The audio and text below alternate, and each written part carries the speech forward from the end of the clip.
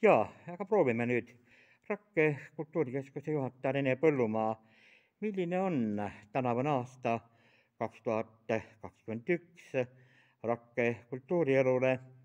Praegu vaevleme veel koroonakriisis, kuid kas selle paiga kultuurirahvas on optimistlik ja millele ta ennekõike mõtleb? No kindlasti on optimistlik ja eks me loodame ju kõik, et ükskord see pandeemia saab läbi ja saame jälle oma endiste elude peale tagasi, nii nagu meil ikkagi kunagi oli. Ja Rakke inimene on harjunud suhtlema, et nagu hästi keeruline on olnud see eelmine aasta, on toonud nagu sellise kapseldumise natukene, et ei julgeta kodunt välja tulla, aga loodame, et kõik jälle laabub ja ringid alustavad taas oma tegevust ja tegutsemist sellel aastal ja tantsurühmad valmistuvad naistepeole minekuks. Toimub ju tänavu aasta Jõgeval 3.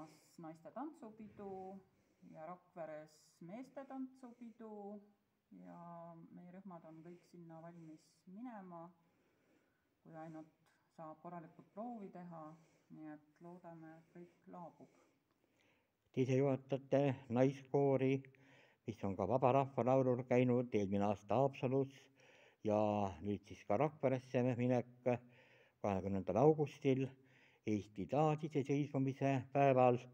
Aga mis kultuurikollektiivid siin veel käivad? Ma tean, et Rene Põllumaa varsti tulemas üks lapsi ja vist laulu harjutama teie juurde, selle uhke klaveri juurde.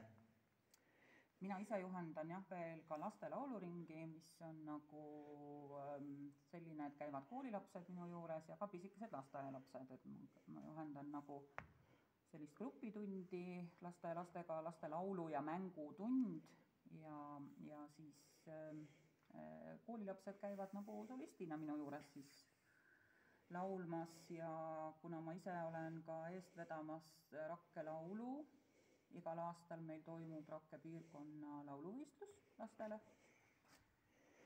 et siis ka selle eesmärgiga siis proovin alati neid lapsi suunata lauluteekonda.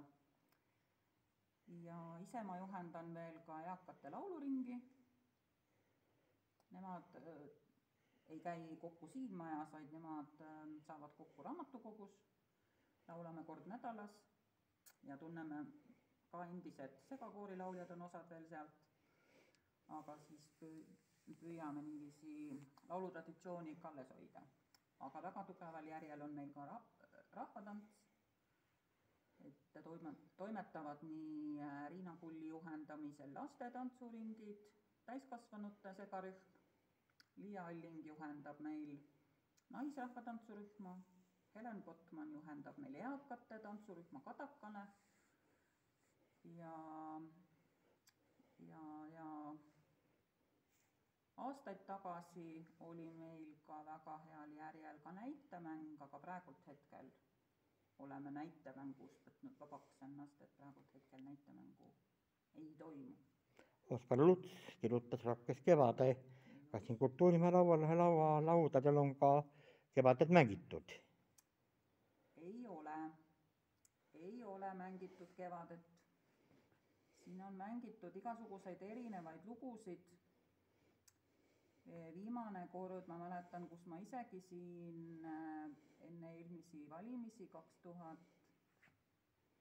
millal see siis oli, 3 aastat tagasi, 2017, kui me mängisime siin laval esimesed valimised, Vilde esimesed valimised. No teemakohane tükk ja.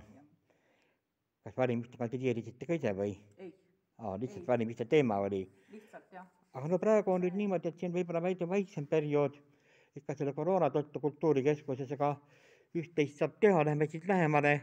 Siit lavalt vaadates näeme ühte toredat fotonäitust siin Rakke kultuurikeskuse saalis. Mis näitus see on? Meie Väike-Maarja valla hobifotograaf on kenasid fotosid teinud loodusest ja see näitus meil siin ka on. Jaan Pärn Ränek-Pärn, ma ei teagi täpselt, mis ta jah, midagi niisugust. aga praktiliselt kultuurielu elab Rakkes ja palju jõudu teile!